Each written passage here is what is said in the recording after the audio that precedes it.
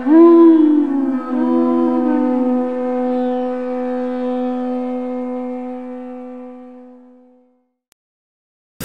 Namo Bhagavate Vasudevaya. Om Namo Bhagavate Vasudevaya. Om Namo Bhagavate Vasudevaya. All together, please. Om Jnana Timirandasya Ganandana Salakaya Chakshurun Militam Yena Tasmai Shri Gurave Namaha Shri Chaitanya Manobhistam Stapitam Yena Bhutale Swayam Rupa Kadamayam Dadati Swapadantikam Vandeham Shri Guru Shri Yukta Padakamalam Shri Gurun Vaishnavangscha Shri Rupam Sagrajatam Sahagana Raganatam Vitam Tam Sajivam Sadvaitam Savadutam Prijana Sahitam Krishna Chaitanya Devam Shri Radha Krishna Padang Sahagana Lalita Shri Vishakam Vitamscha He Krishna Karana Sindhu Dina Bandhu Jagatpate Gopesha Gopika Kanta Radha Kanta Namostute Tapcha Kanchana Gaurange Radhe Vrindavanishwari Prishubhana Sudadevi Pranamami Hari Priye Panchakalpa Dharubhyascha Kripa Sindhu Bevacha Paditanan Pavnebhyo Vaishnavebhyo Namo Namaha Shri Krishna Chaitanya Prabhu Nityananda Shri Advaita Gadadhara Shivasadi Gaur Bhakta Vrinda Hare Krishna Krishna Krishna Hare Hare Hare Ram Ram Ram Hare Hare. So reading from Srimad Bhagavatam, translation and commentary, His Divine Grace Srila Prabhupada, Canto 7, Chapter 10, verse 13.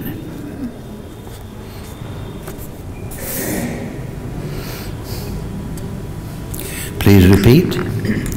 Bhogena punyam kusalena papam kalevaram kala javena hitva kirtim vishuddham suryalokagitam vitaya mam eshyasi muktabhandah bhogena punyam kushalena papam kalevaram kala javena hitva kirtim vishuddham suryalokagitam vitaya mam ejasi muktabhandah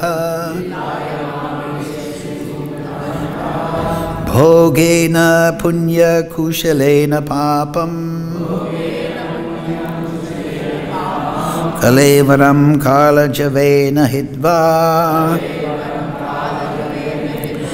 kirtim vishuddham suralokagitam vitaya mam ejasi muktabhandah bhogena punyam kushalena papam kalevaram kala jivena hitva kirtim vishuddham suryalokagitam vitaya mam ejasi muktabhandah bhogena, by feelings of material happiness, punya, pious activities, or their results, kushalena, by acting piously. Devotional service is the best of all pious activities. Papam, all kinds of reactions to impious activities. Kalevaram, the material body. Kalajavena, by the most powerful time factor. Hitva, giving up. Kirtim, reputation. Vishuddham, transcendental or fully purified. Suralokagitam, praised even in the heavenly planets. Vitaya, spreading all through the universe. Mam, unto me. Ejasi, you will come back. Muktabandha, being liberated from all bondage. Translation, Srila Prabhupada.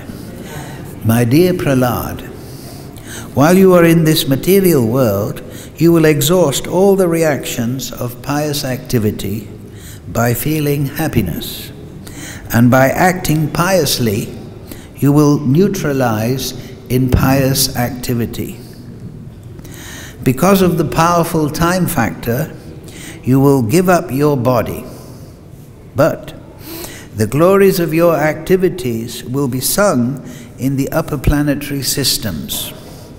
And being fully freed from all bondage, you will return home back to Godhead. Please repeat. Please repeat. My dear Prahlada, while you are in this material world, you will exhaust all the reactions of pious activity by feeling happiness. And by acting piously, you will neutralize impious activity. Because of the powerful time factor, you will give up your body. But the glories of your activities will be sung in the upper planetary systems. And being fully freed from bondage, you will return home back to Godhead. Purport Srila Prabhupada. Srila Vishwanath Chakravarti Thakur says, Evam praladasya yam sena sadhana sitvam nitya sitvam cha naridvi gyeham. There are two classes of devotees, the sadhana siddha and the Nitya Siddha. Prahlada Maharaja was a mixed Siddha. That is, he is perfect partly because of executing devotional service and partly because of eternal perfection. Thus he is compared to such devotees as Narada. Formerly, Narada Muni was the son of a maidservant, and therefore in his next birth he attained perfection, sadhana siddhi, because of having executed devotional service. Yet he is also a Nitya Siddha because he never forgets the Supreme Personality of Godhead. The word Kushalena is very important. One should live in the material world very expertly. The material world is known as the world of duality because one sometimes has to act impiously and sometimes he has to act piously. Although one does not want to act impiously, the world is so fashioned that there is always danger. Padam padam yad vipadam. Thus, even when performing devotional service, a devotee has to create many enemies. Prahlada Maharaja himself had experience of this, for even his father became his enemy. A devotee should expertly manage to think always of the Supreme Lord, so that the reactions of suffering cannot touch him. This is the expert management of Papa Punya, pious and impious activities. An exalted devotee like Prahlada Maharaja is Jivan Mukta. He is liberated even in this very life, in the material body. Makam karochi vachalam bhangam laitegirim yad kripatamaham bande Shri Gurun dinatarinam bhogena punya kushilena papam kalevaram kala javena hitva kirtim vishuddham suraloka gitam vitaya mam ejasi mukta bandha. My dear Prahlad, while you are in this material world, you will exhaust all reactions of pious activity by feeling happiness. And by acting piously, you will neutralize impious activity. Because of the powerful time factor, you will give up your body, but the glories of your activities will be sung in the upper planetary systems. And being fully freed from all bondage, you will return home back to Godhead. Jai. So, this is a very nice sloka. We can see the compassion, the love of Nrsimhadev for Prahlada Maharaj. He's reassuring Prahlada Maharaj. We must remember Prahlada Maharaj, though he's a pure devotee, at the same time he's 5 years or 6 years, very young child. So generally people are anxious about the future. They're anxious about health. I remember one lecture by Srila Prabhupada, and he was explaining that traditionally the Brahmins in a classic Vedic society, they would be expert in Ayurveda, because that's another anxiety, how to maintain health, how to eat the right diet and so on, for good brain and health. And people are also anxious about the future. So the Brahmin would be expert also in Jyotish. He would be an expert in astrology, and he could advise his students, those that applied for guidance to him, about good health and the future. Because in the material world, people are very concerned of those things. Now, of course, Prahlada Maharaj, we understand, he is as Prabhupada is explaining there, he's a Nitya Siddha and a Sadhana Siddha. So, for the devotee who is realized in the shelter of Krishna, he is knowing the presence of Krishna, he's feeling the presence of Krishna, he's feeling the shelter of Krishna, Krishna Ashraya. So his anxieties are very minimal, even within the material world.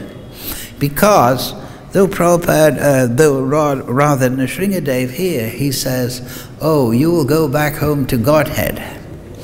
The devotee knows that going back home to Godhead is not a matter of location, but it is a matter of consciousness. We can live in the spiritual world very nicely, even within the material body. And in the Koshalam, Prabhupada there in the purport, he... Oh, thank you very much. You're very kind. So even in the material world, we can expertly execute our duties and in that way live on the transcendental platform. Kushalam means very expertly, as Prabhupada said. So of course, we know how to do that through the Bhagavad-Gita. Krishna explains the most confidential knowledge, 4 things. Everyone can remember 4 things. Manmana bhavamad bhakto majjaji mam namaskaru. If we live in that way, then the reactions of our impious activities are placated. And the pious activities, we will experience happiness, but the happiness of transcendental consciousness is a different realm. In the material world, we take sensual or mental gratification as happiness. But it is just a titillation of the senses and the mind, and we identify with these things, but we get some kind of ephemeral satisfaction. But it is fleeting, and it is not truly satisfying because we are spiritual beings. So it is a lessening of the distress of the material world. However, the happiness of the spiritual kingdom, the transcendental realm, Vaikuntha, that is unlimited and is ananta. It is nirantaram. It is continuous. Bhakti Rasam Rita Sindhu. We all know the title of Rupa Goswami's book. So it's explained in Chaitanya Charitamrita that Lord Chaitanya, he was diving in the ocean of rasa, bhakti ras, and he was swimming and diving and enjoying all the different currents of rasa. Rasa means mellow. Jai. Shri Shri Gaur Nitai, Krishna Balaram, Radha Sham Sundar, Lalit Vishaka, Tulsi Maharani, Brinda Devi, Shalagram Maharaj, and Giri Govardhan Gomata Ki Jai. So he was in the transcendental platform. The happiness or the bliss is of a different quality. It is within the soul. It is within the consciousness. It is not external to the consciousness. And in the material world, this material body is external to the soul. It is the external material body, the external material mind. So somehow or other, the consciousness enters the mind and body through the realm of the Maya Shakti, and identifying with the body, he derives some temporary pleasure from the material energy and the material fluctuations.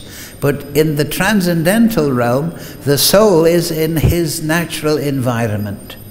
The transcendental realm is unmixed spirituality. Here the material world is a mixture of spirit and matter. So the skill of life is how to always be tuned to the transcendental energy that is fully manifest within the material world, but hidden, if you like, by the covering or our attitude of enjoyment towards the material energy. So therefore, Acharyas have given the example for our understanding that antirmukh and bahimukh, that the materialist is outward looking, whereas the spiritualist is inward looking. There's one sloka in the Gita, the sage, the sadhu, the devotee, his attention is within, his action is within, his action is focused on his consciousness of Krishna. And to maintain that perception of Krishna continuously and expertly avoid the material distraction, one should chant Hare Krishna, Krishna Krishna, Hare Hare, Hare Ram, Ram Ram, Hare Hare. That will bring us, it will awaken us, it will give us perception of the transcendental platform. It will give, the mantra, He, will give us perception of transcendence. So the devotee, through his sadhana, through the mercy of Krishna, through the mercy of Guru, through the mercy of Shastra, he develops an inner reservoir of realization of Krishna and transcendence. And so he lives within that realization of Krishna, and he increases that realization and perception of transcendence through his continual meditation, smaranam, absorption in that transcendental platform. And so that is never lost. There is in the Gita again, Nahabra Nasho, right? In this endeavor there's no loss or diminution. So your transcendental realization becomes your eternal possession. So the devotee's attitude is towards consciousness because Krishna is realized on the consciousness platform. We say, yes, that this material world is a matter of matter and spirit. A mixture of matter and spirit. So the way this transcendental realm is realized is through consciousness, not through the material body. The material body, constructed by Lord Brahma, it is naturally attracted to the material energy. The tongue, the senses, the hearing, the taste, all the working and knowledge acquiring senses, they're naturally attracted to their particular object. The ear wants to hear good sound, harmonious sound, nicely played madanga. He doesn't want to hear something out of rhythm, out of tune. He wants to hear the nice thing. When we want to see something, we want to see the beauty of a sunrise, the beauty of a rainbow. We don't want to see some modern art where it's just a rabid display of madness, propagandized as modern and elevating. No, it wants to see something that evokes beauty. And in this way, the heart is satisfied. So this attachment to beauty and rasa is only truly fulfilled when the consciousness is fixed on the Bhakti Rasamrita Sindhu, the ocean of nectar. So here, Lord Nrsingadev is instructing Prahlada Maharaj, guiding, reassuring Prahlada Maharaj with great love and attention, that don't worry, Prahlada Maharaj, now, because I believe, yes, that's right, Prahlada Maharaj was installed as the king of the Asuras. Prahlada Maharaj in Hiranyakashipu and his army, they were devastated by Nrsingadev, but Prahlada Maharaj is now going to be on the throne and he will rule the Asuras. So that is not, he is a devotee, but he's going to have to rule the Asuras. So of course, he will, through his purity and his devotion to the Supreme Lord, he will be able to draw those Asuras from this material entanglement, this material sensuality, this focus on the material energy as a source of satisfaction and enjoyment, and he will draw those Asuras to the transcendental platform.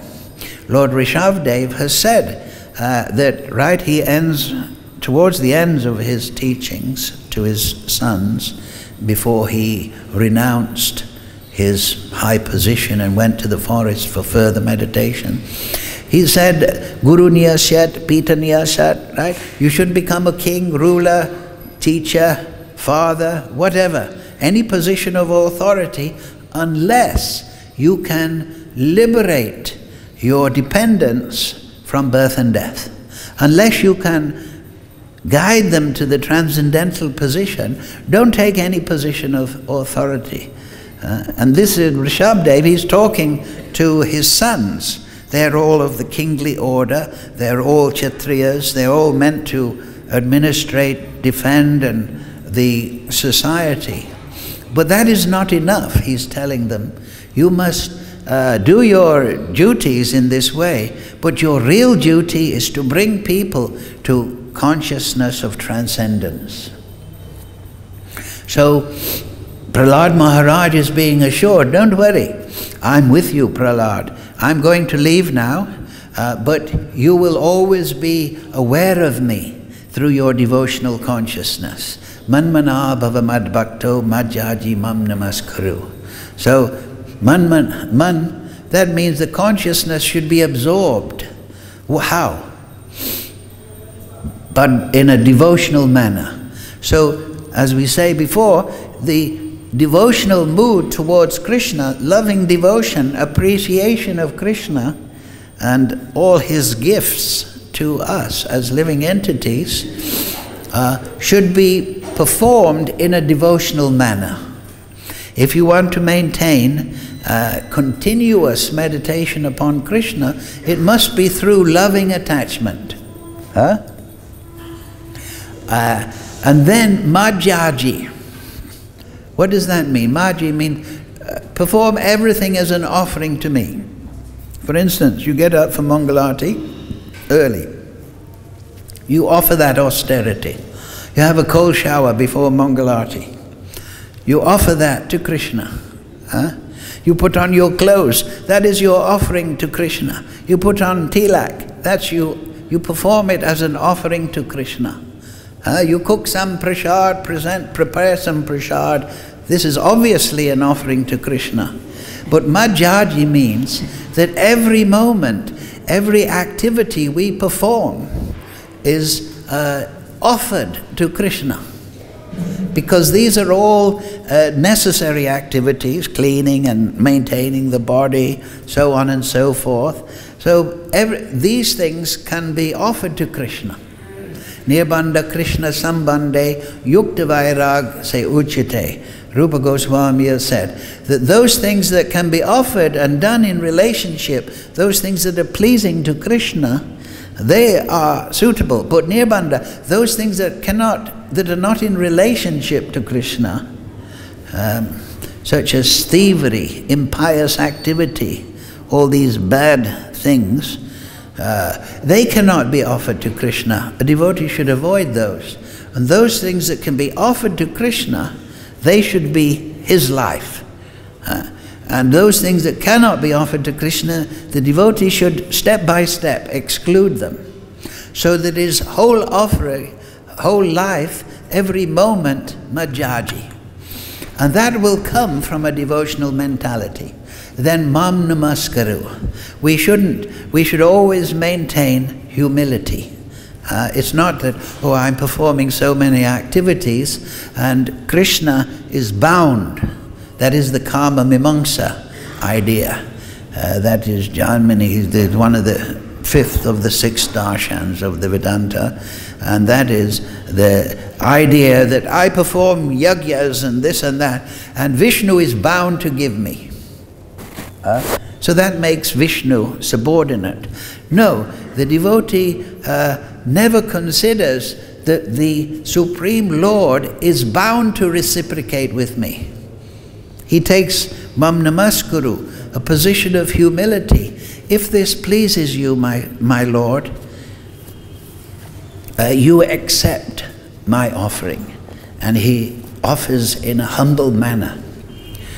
And this mentality, this catches the heart of the Supreme Lord. The devotee then becomes the possessor of Krishna, because he captures the heart.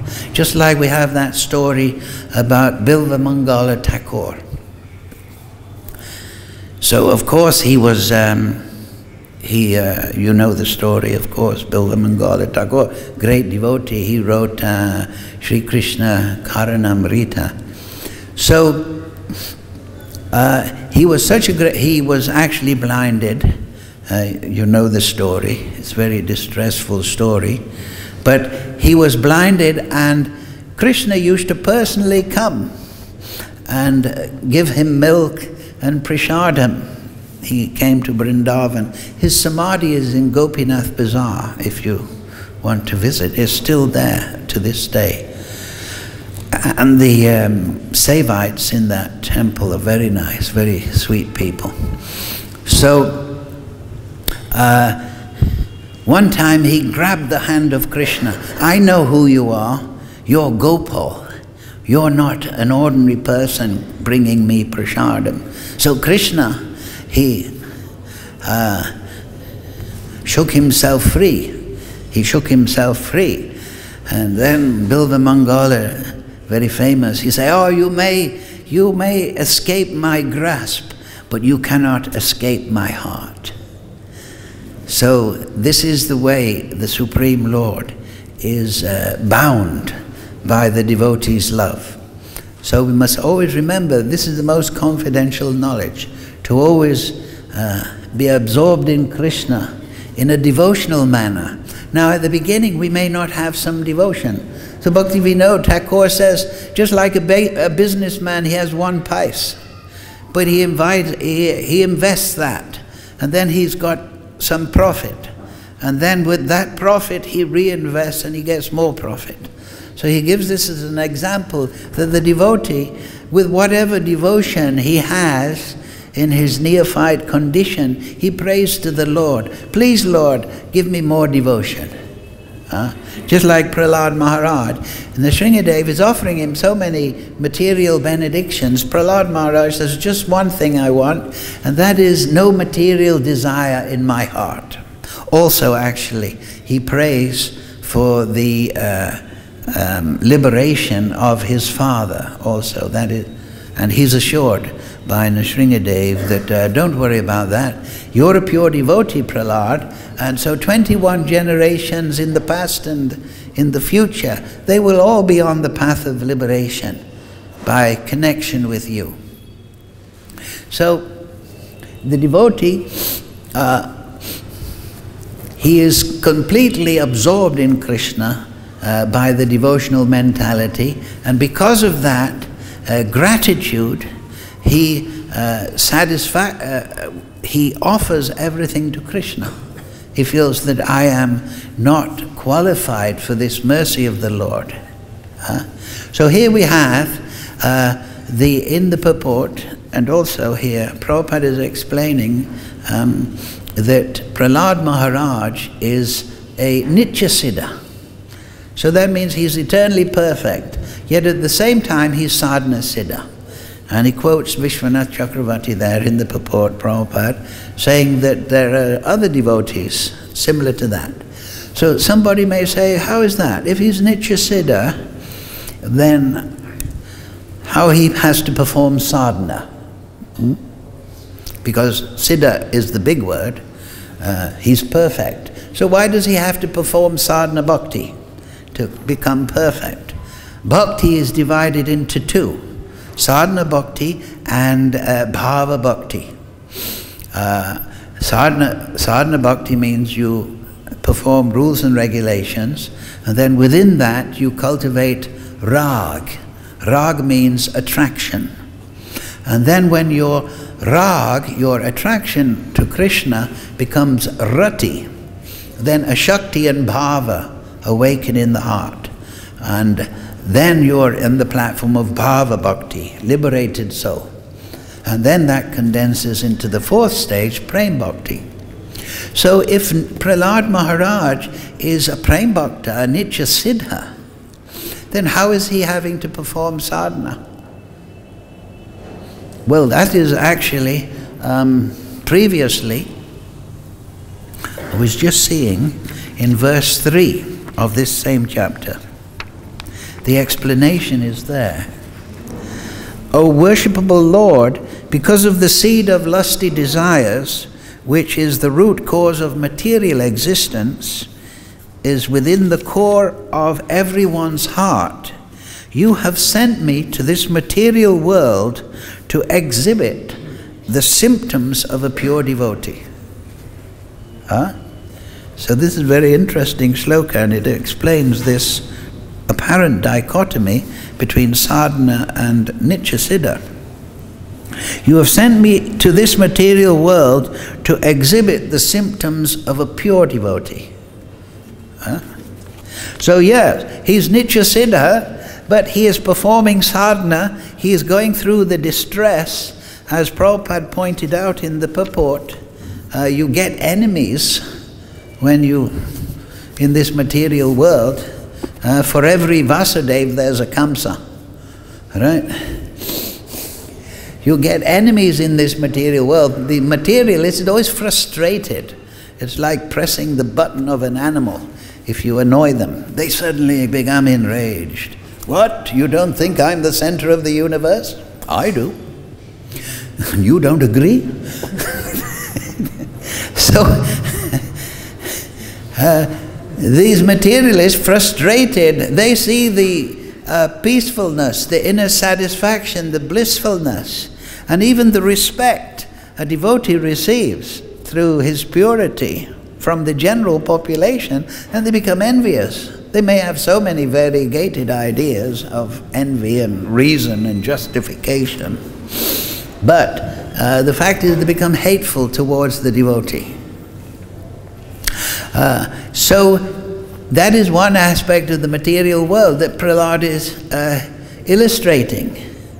And then at the same time, we know Prahlada Maharaj, he heard from Narada Muni, when the wife of Hiranyakashipu, when Hiranyakashipu went to Mandara mountain to perform austerities, the wife went to the ashram of Narada Muni. And Narada Muni instructed the wife of Hiranyakashipu in bhakti, and Prahlada Maharaj, Nitya Siddha, not restrained by material situations, he was able to hear the instructions of Narada. So this is also the most important part of sadhana, is to hear. Prabhupada emphasizes, all acharyas, you must hear. You must hear from the Shastra. Shravanam, Kirtanam, Smaranam, Padasevanam. You must hear from the Shastra. We say, Om Jnana Timirandasya, right? Though the spiritual master has opened my eyes, what with? The torchlight of knowledge. So all the Shastra, Vedavyas, all the great acharyas, they have written Shastra, they have given so much instruction, and these nectarine books, they draw the devotion out of the soul to the amenable applicant. So, in this way, if we look previous to this, we see that Prahlada Maharaj, he performed sadhana. Having heard from Narada Muni in that remarkable way, he was then, he then was instructing his classmates. So this is very interesting. He was hearing, and then he was kirtanam, describing the Supreme Lord and encouraging them to chant the holy name. And of course, that was the spark that lit the fire of Hiranyakashipu's anger. Oh, you are preaching that somebody other than me is the Supreme? So this is the materialist. He wants to be God. And so many constructions, Satanism, Luciferianism, Mayavad, all these, they all boil down to one revolting idea, that I will become God. But the devotee knows that you can become greater than God by bhakti. This is like a secret element, actually. Of course, we don't want to become, but we capture Krishna in the heart, but we're not applying to Krishna for any enjoyment, material. We only, oh, please Krishna, make me a pure devotee. Why? So that my service to you is more pleasing. Just like Duruka, he was fanning Krishna, right? Famous story. And he was feeling ecstasy to be using the chamara on the form of Krishna. And his hand was, he was feeling such ecstasy that he couldn't fan Krishna properly. So he cursed this ecstasy. So the devotee's central concern is that my service will be pleasing to the Supreme Lord. And that is Majjaji. He's absorbed in the idea that I should perform a life that is offerable to Krishna at every moment. And then I offer it to Krishna, and by his grace, let that be accepted. He doesn't presume. Because Supreme Lord is unlimited, he's Atmaram, he's the source of everything. Everything is within Krishna. So he is having no need of everything. But he's captured by the devotion of his devotee. So Prahlada Maharaj, he is exhibiting how the sadhana brings one to Siddha. And there are many examples. Narada Muni is another one, and so on and so forth. Of course, this is another category of Kripa Siddha. Prabhupada talks about that. But a Kripa Siddha means mercy, perfect by mercy. And that means that though he's performed sadhana, the mercy of the Supreme Lord is discordant with the amount of sadhana he's performed. He's performed maybe a little sadhana, but the Supreme Lord somehow or other has decided, let me give him perfection. But generally he has approached the Supreme Lord with sincerity, and the Supreme Lord. So ultimately, even the sadhana siddha, he is a kripa siddha. Because sadhana is a way to evoke the mercy of Krishna. So this is how to properly understand sadhana and Nitya Siddha, these devotees. They are Nitya Siddha, and they are performing sadhana as an illustration and a teaching to us. And here we find some other points of understanding in Lord Nrsingadev's teachings. He says that by feeling happiness, you will burn up the results of your pious activity. And Prabhupada, in the word for word, if you remember, the supreme pious activity is bhakti. So, and then, so that is very interesting, because there's an expression in English, I don't know if it's in Hindi, but they say, as miserable as sin. Have you heard that before? Oh, look at, I feel as miserable as sin. Or she's as miserable as sin. It means if you're sinful, you feel miserable. But if you're feeling happy, this is the result of some pious activity in the past. But your piety, that will be burnt up by feeling happiness or by performing bhakti. Because not, as we say at the beginning of the class, we're not really interested in material happiness. And then the other nice point here is that any reactions to impious activity will be neutralized also. And that's very interesting. There's also an illustration of that in the Bhagavatam, 10th canto, if you remember. The gopis, Krishna was playing his flute on that beautiful autumn night, and he was calling, come, I want your association, my dear gopis, playing the flute, calling the gopis. The gopis heard. Oh, Krishna, let us go. Krishna wants us, our association. Let's go and serve him. They weren't thinking, let's go and enjoy. That is the material. But their pure devotee doesn't have this drive to extract happiness. He wants to give happiness. So they heard Krishna's flute, let us go and serve Krishna. And they were so excited spiritually, they were not dressing properly and this and that. And so part of the Leela, their fathers, sons, wives, whatever, they tried to hold them back. And it is explained there in the Bhagavatam and by the Acharyas also, that when they were held back, the anxiety that they felt to be restrained from serving Krishna, this burnt up the remnants of their pious and impious activity. This spiritual anxiety to serve Krishna in bhakti burnt up their papa and punya. This is a very important point. And then in their spiritual body, they went and danced in the Ras Leela with Krishna in great ecstasy. So, we have to, this is the point, we are all, at least myself, a fallen soul. So I have very little punya, and mainly pap. But if I become a devotee and become anxious to serve Krishna, we can overcome all this material conditioning. So we have to, this is the skill, the expertise of life, to always be anxious to satisfy the spiritual master and under his direction to satisfy the Supreme Lord.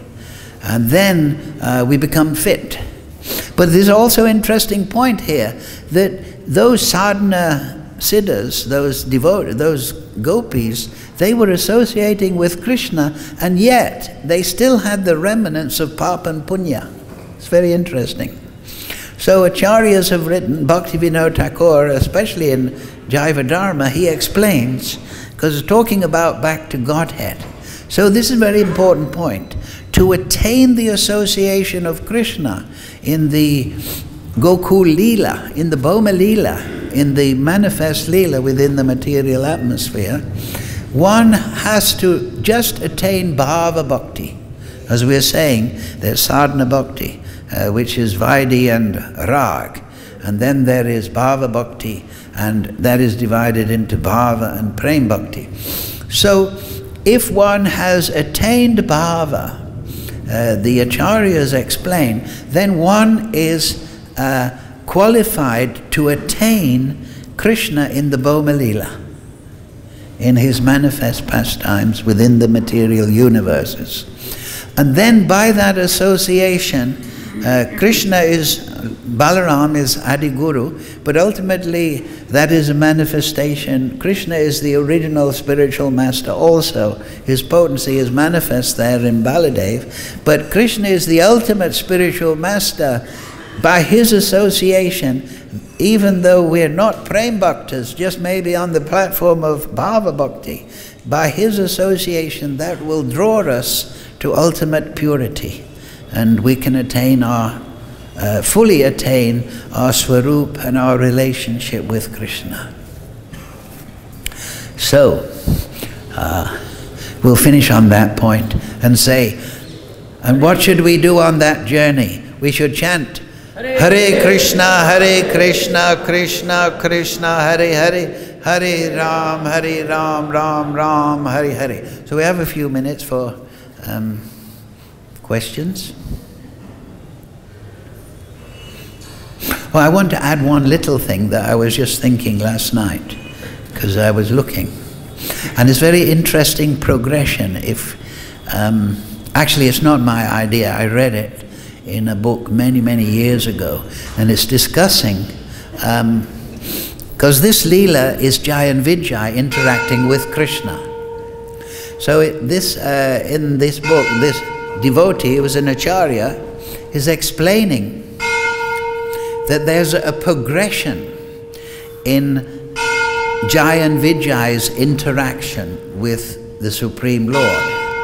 If you remember, Hiranyaksha, he was polished off by Varaha, right? That is the Supreme Lord in an animal form, and not a very elevated animal form, but of course Krishna is always pure, even in the form of a hog. So, and then we have Hiranyakashipu, he's polished off by half animal and half man, Narasringa, right? So he's half man. And then in their next incarnation as Ravana and Kumbhakarna, they were both polished off by Ramchandra. But Ramchandra is a Leela avatar, and he is Manusha Leela. That means he is displaying the activities of a Manusha, of a man. It's not fully displaying the opulence of Krishna as Gopinath. But so here we have first Varaha, which is animal, then we have animal and human, Nrsingadev, then we have an human form of Krishna as Ramchandra, and then in the forms of Dantavakra and Shishupal, they were polished off by Bhagavan, Sri Krishna. And they had consciousness that this is perhaps the Supreme Bhagavan. When he's an animal form, is easy to dismiss, or half animal form, or Manusha Leela. Oh, look at this Ramchandra, he's chasing after his wife. He's just an ordinary man. They're able to dismiss. But Supreme Lord, Krishna, that's in the Mahabharata, the Duryodhana, Krishna went to Duryodhana trying to stop the Mahabharata war, the Kurukshetra battle. And Duryodhana thought, now's my chance. He was going to plead with Duryodhana, don't make this fight, it'll be so destructive. But Duryodhana, expansion of Kali, demon, he tried to bind Krishna. And Krishna partially manifest the Virat Rupa in the assembly. So in that assembly, that means the universal form, how he is pervading and supporting, Sutri Mani Gana Iva, how he is supporting the material energy. And he is woven into the material energy. So he partially displayed that, not fully as in the Bhagavad-Gita, 11th chapter, but he was displaying the opulence of Supreme Bhagavan. So therefore Shishupal had the real focus. Oh, this is not a Varaha. This is not a half man. This is not an ordinary king like Ramchandra. This is the Supreme Lord. So he became supremely envious. Because this is my enemy. This is surely the object of my envy, the Supreme Lord. So therefore, in their next life, they became devotees, because they were killed in the consciousness, this is the Supreme Lord. Whereas when they were killed, they were dismissing Varaha, Nrsingadev as some kind of devata, as Manusha Leela, Ram, he's just an ordinary man. So they weren't in the consciousness, we're being polished off by the Supreme Lord. But when they were polished off by Krishna, they knew we're killed by Bhagavan. And then in their next life, Jai Vijay, and they became, Jagai Madai, and then they returned to their devotional state.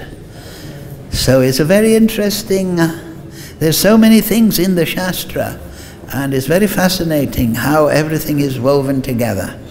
So daily, read the Shastra, become absorbed in the words of the Acharyas, and that is food for the blossoming of the devotional kripa. Hare Krishna, Krishna Krishna, Hare Hare, Hare Ram, Ram Ram, Hare Hare. Thank you all very much. Srila Prabhupada, Sadhu Sangha, Srimad Bhagavatam ki Jai.